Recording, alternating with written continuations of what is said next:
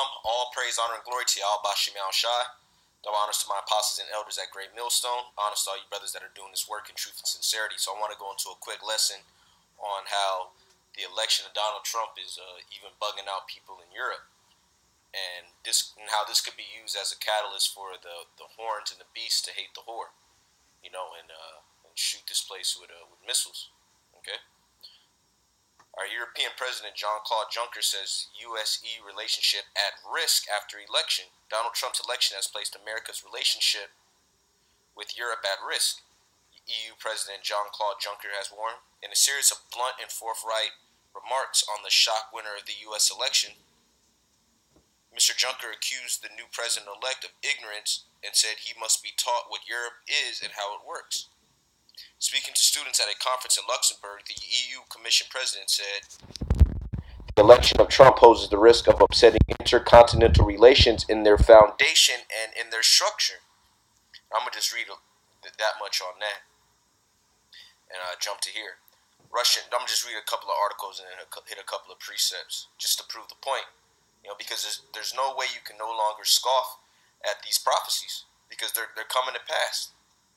All right? Russian Foreign Ministry spokeswoman Maria Zakharova mocked NATO Secretary General John Stoltenberg for pandering to Donald Trump in his latest article with The Guardian, blasting the military bloc for overdependence on the U.S. "We face the greatest challenges to our security in a generation. This is no time to question the value of the partnership between Europe and the United States," Stoltenberg wrote in the British newspaper. "In the last few years, we have seen a dramatic deterioration of our security with a more assertive Russia in turmoil across North Africa and the Middle East. The NATO chief's article seems to be trying to make Trump change his stance on the military bloc, which he accused of being helpless against a terrorist threat during his campaign. The U.S. president-elect also threatened to tell NATO allies who didn't reimburse Washington's military protection that they would be defending themselves." I'm going to jump down. "In these uncertain times, we need strong American leadership, and we need Europeans to shoulder their share of burden.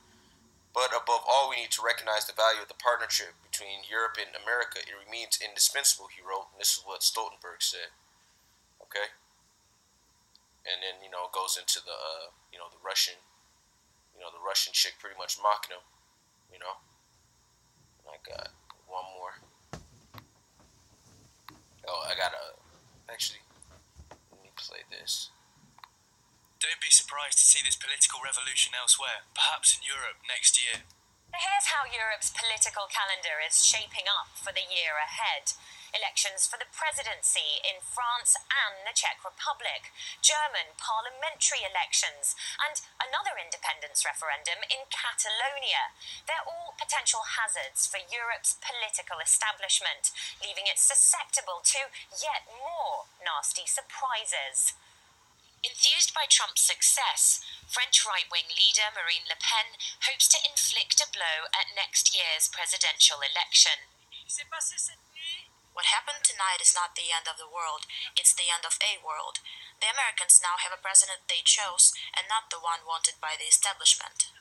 Before Wednesday... Yeah, so pretty much a lot of these long-standing military blocs and political blocs, you got people that are, attempting to overthrow it.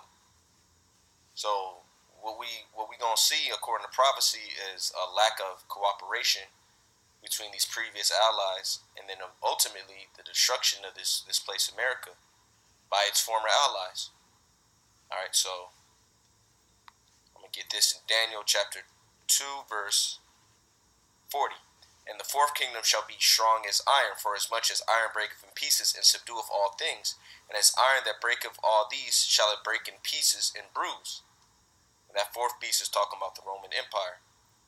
"And whereas thou sawest the feet and toes," which that's talking about, the modern day EU, okay, "part of potter's clay and part of iron, the kingdom shall be divided, but there shall be in it of the strength of the iron, for as much as thou sawest the iron mixed with miry clay. And as the toes of the feet were part of iron and part of clay, so the kingdom shall be partly strong and partly broken."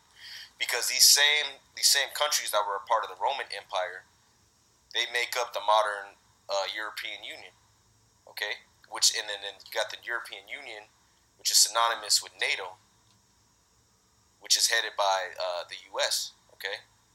Babylon, all right, the whore that sitteth upon many waters. And what it's saying is it's going to be the kingdom, the toes, which is this European, the European Union, is going to be part of iron, part of clay. So the kingdom is going to be partly strong and partly broken. Which, because of that, that's why these independence movements are coming up.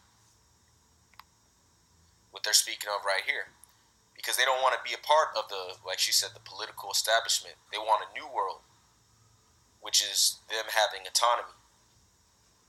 And these nations that are stronger, they're having to bear the weaknesses of these weaker nations, and they don't like that. So according to prophecy, it's partly strong, partly broken. And whereas thou sawest iron mixed with miry clay, they shall mingle themselves with the seed of men, but they shall not cleave one to another, even as iron is not mixed with clay. Yeah, because even though they're all Edomites, they're different clans, okay, different cultures. So they don't, and in a lot of them, they don't get along. Traditionally, they've had wars, all right? And what's happening now is they're breaking apart.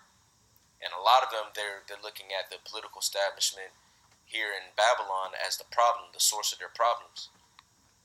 All right, so this is Revelation chapter 17, verse 16. And the 10 horns which thou sawest upon the beast, which the 10 horns is synonymous with this, okay? Same thing, it's talking about the same thing, okay?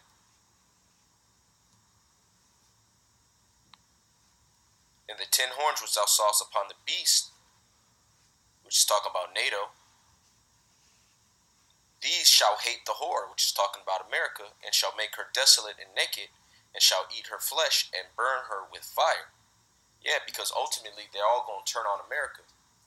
And we can see it, we can see how this is going to happen clearly, all right? NATO and the EU, they're feeling alienated by Trump. You know, these guys, they're not even attending the meeting. So there's all types of tension and turmoil, all right? Matter of fact, let me end off with Mark 3rd chapter.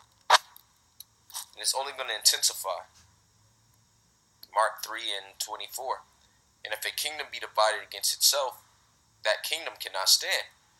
And that's what we see right now. The beast, the horns, and the whore, they're not cooperating. And eventually it's going to lead to a full disintegration and the destruction of America, because these nations, they're going to get tired, these other European nations, they're going to get tired of America. Well, they're already getting tired. Eventually it's going to come to a head.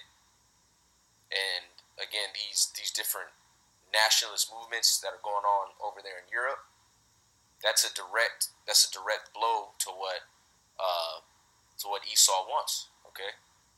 Which is a new world order, more cooperation, more integration.